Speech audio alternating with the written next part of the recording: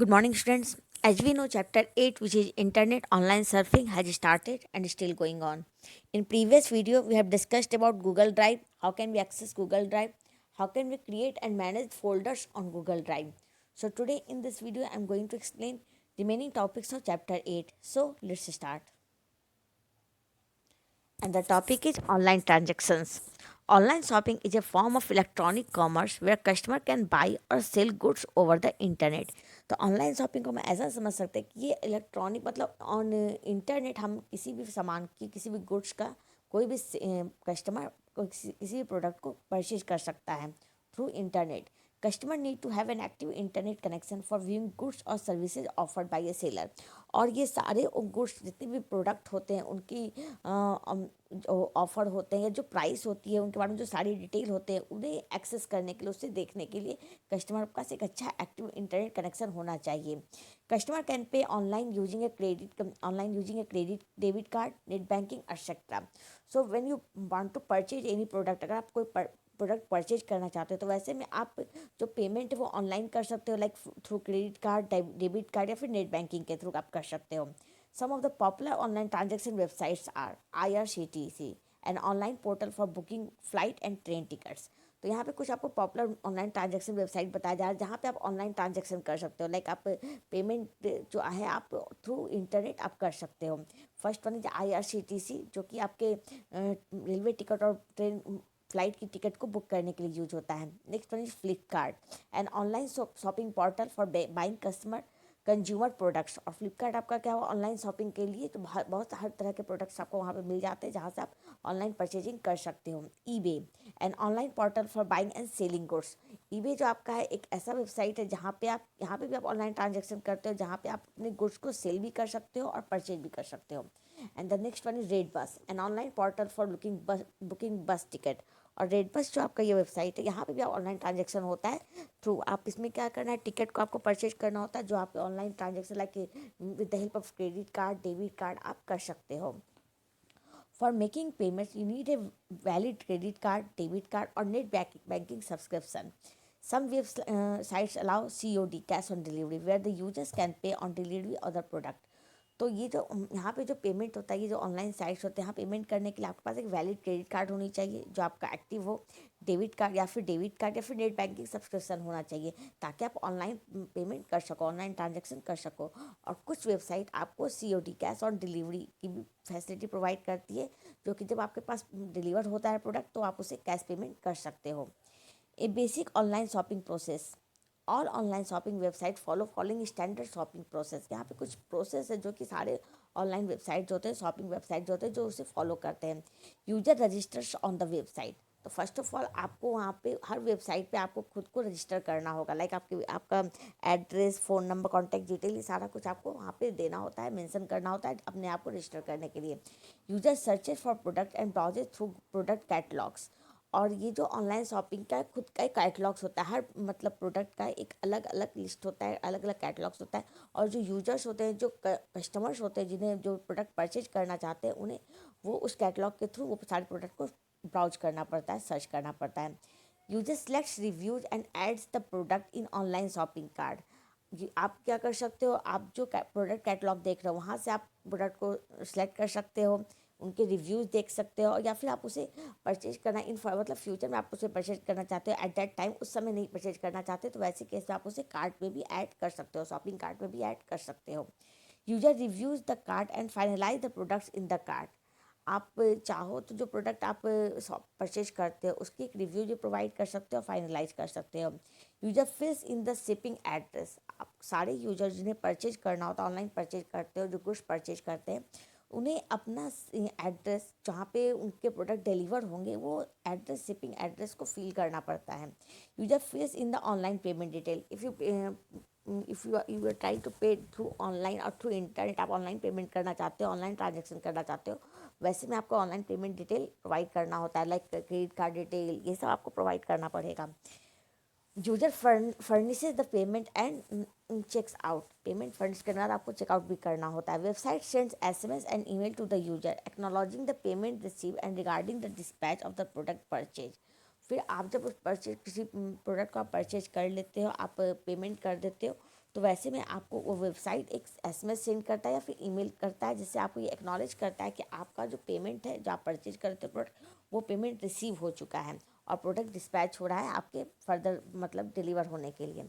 Finally products are deliver to the dispatch address, और जब ये आपका ये जब डिस्पैच हो जाता है, उसके बाद आपका डिस्पैच और प्रोडक्ट जो है वो आपके शिपिंग एड्रेस पे लास्ट फाइनली डिलीवर हो जाता है। So this is what some rules which all the website they follow, आपके सारे फॉलो करते हैं। Next one, various online payment methods, अलग अलग तरीके के पेमेंट मैथड।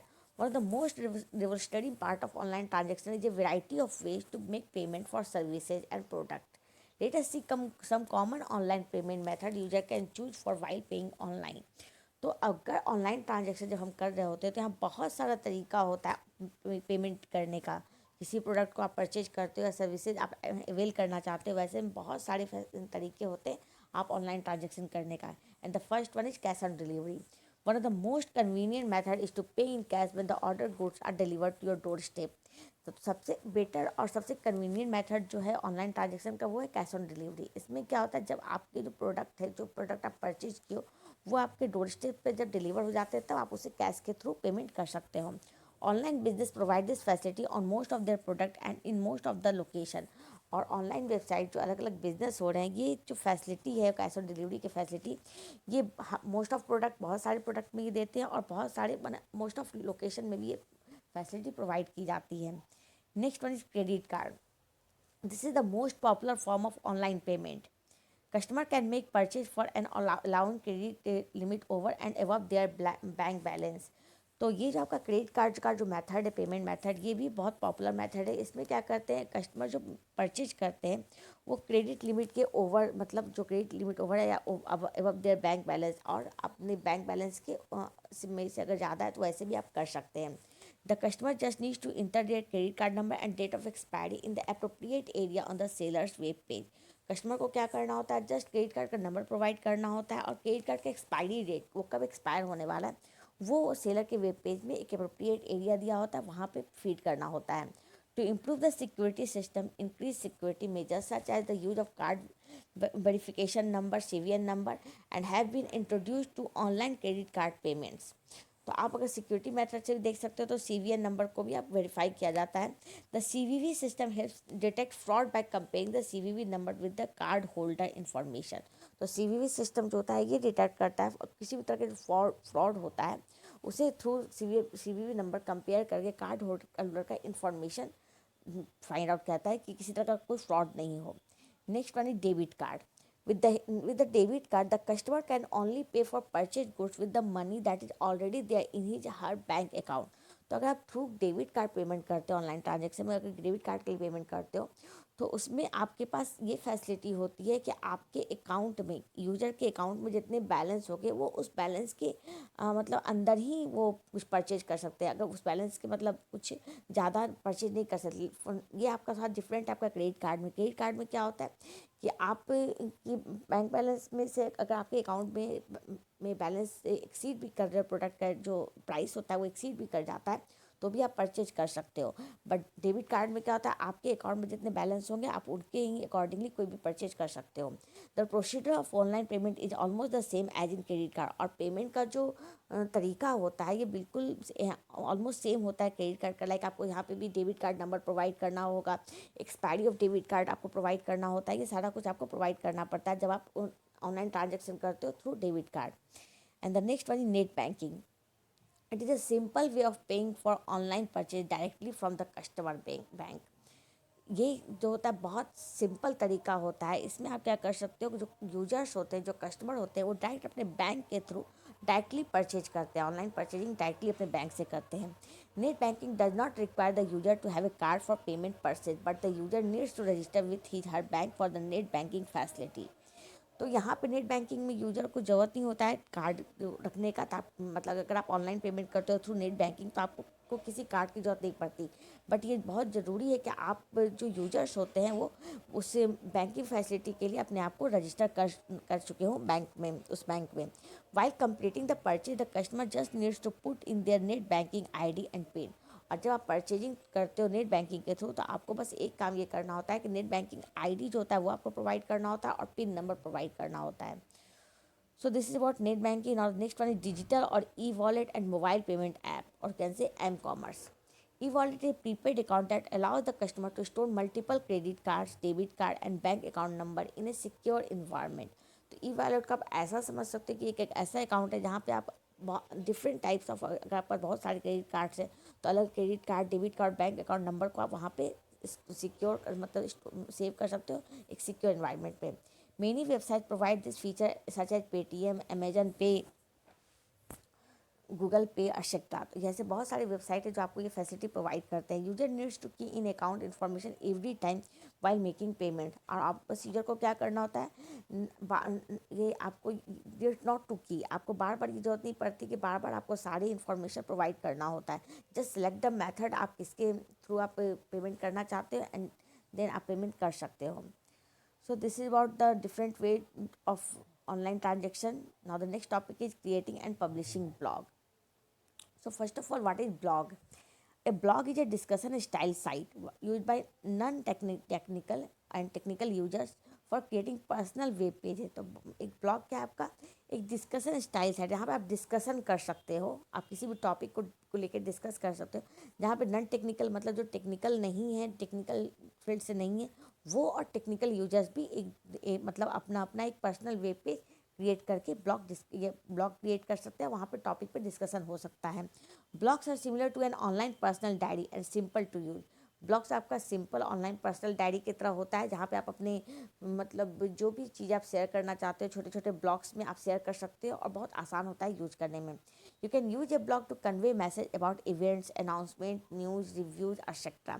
आप ब्लॉग को किस तरह से यूज कर सकते हो, लाइक ऐसे मैसेज, किसी इवेंट्स के बारे में कोई मैसेज आपको कन्वे करना है या कोई अनाउंसमेंट करना है, न्यूज़ के लिए, रिव्यूज़ के लिए आप ब्लॉग्स को यूज कर सकते हो. Blogs are usually manage using web browser and this requires active internet connection. तो ब्लॉग्स आपका जनरली इधर से मैनेज होता है वेब ब्राउजर, आप विच मीन्स आप वेब ब्राउजर के थ्रू ब्लॉग्स क्रिएट कर सकते हो. आपको वेब ब्लॉग क्रिएट करने के लिए वेब ब्राउजर यूज करना पड़ता है और आपको एक एक्टिव इंटरनेट कनेक्शन की जरूरत होती है. You can also use offline blog software to create content first and later publish the content when an active internet connection is available. आप ब्लॉग के साथ ऐसा भी कर सकते हो कुछ ऑफलाइन ब्लॉग सॉफ्टवेयर के साथ कि आप ऑफलाइन जब हो तो आप कंटेंट को पहले क्रिएट कर लो, मतलब जो भी कुछ आप शेयर करना चाहते हो, चाहे वो इवेंट्स हो, अनाउंसमेंट हो या न्यूज़ हो, कुछ भी हो आप शेयर करना चाहते हो पहले उसे आप क्रिएट कर लो. And then when you have active internet connection, आपके साथ पास जब एक्टिव इंटरनेट कनेक्शन होता है तब आप उस ब्लॉग को से पब्लिश कर सकते हो. Some of the popular blog sites are wordpress.com, blogger.com, weebly.com, etc. So how can we create a blog? Creating a blog on WordPress. So we have to follow some steps to create a blog account. First of all open the browser and go to the https wordpress.com. तो सबसे पहले आपको एक browser open करना है just like Google Chrome, Firefox, Mozilla Firefox, Opera Mini, Internet Explorer, किसी browser को आपको ओपन करना है and you have to type the URL address at the address bar. आपको ये URL एड्रेस टाइप करना होगा http.wordpress.com, ये एड्रेस आपको टाइप करना होगा एंड प्रेस द इंटर की. Click on the get started on top right corner. When you open WordPress website, WordPress की जो वेबसाइट ओपन करोगे तो आप क्या देखोगे, this kind of window will be appear, आपके सामने इस तरह की विंडो अपीयर होगी. Now you have to click on get started option. Here can see this is the get started option. So you have to click on then get started option. After clicking on get started, fill the simple registration form mentioning your email ID, username and password and then click continue. So when you click on get started option, again a new window will be open. आपके सामने एक नया window open हो जाएगा just like registration form. आपके registration form के जैसा होगा. उसमें आपको उस रजिस्ट्रेशन फॉर्म में अपना email ID, user name, you can see है email ID, user name, password feed करना है and after feeding all the information you have to click on continue button. आपको इस कंटिन्यू बटन पे क्लिक करना है. So when you click on continue button, your email inbox will receive an activation mail from WordPress which you need to confirm by click here to confirm now.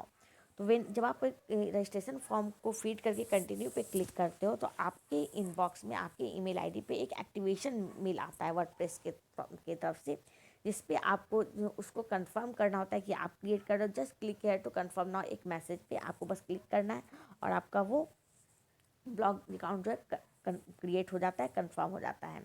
So starting with new blog post, so after creating a blog ID, आपको blog create करने के बाद आप कैसे blog नए blog को post कर सकते हो।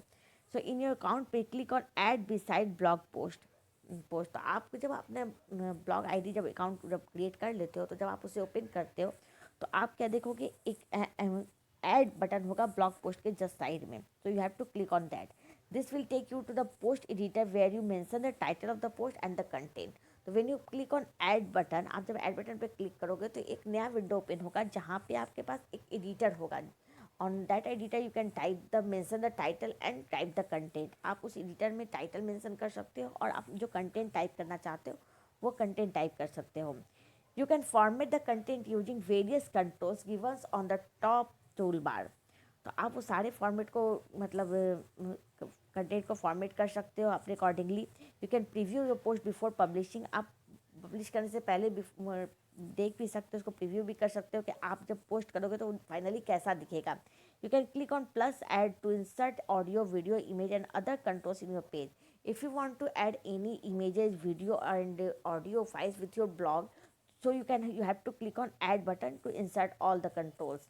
Once you finish writing your post, click preview to see how your post looks like and whether you need further edits in it. Once finalized, click on publish to publish the post on the web.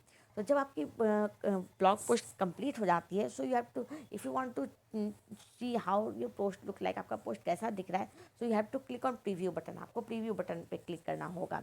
And after completing all the stuff you can click the on publish button to publish the post.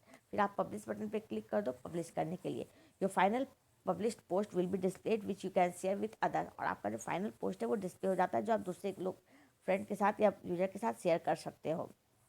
So this is about how can you create a blog account and how can you share a new blog post. Now the next topic is podcast. Podcasting is a free service that allows us to access audio online. तो podcast आपका क्या एक service है जहां आपको किसी भी तरह का ऑडियो का आप ऑनलाइन एक्सेस कर सकते हो।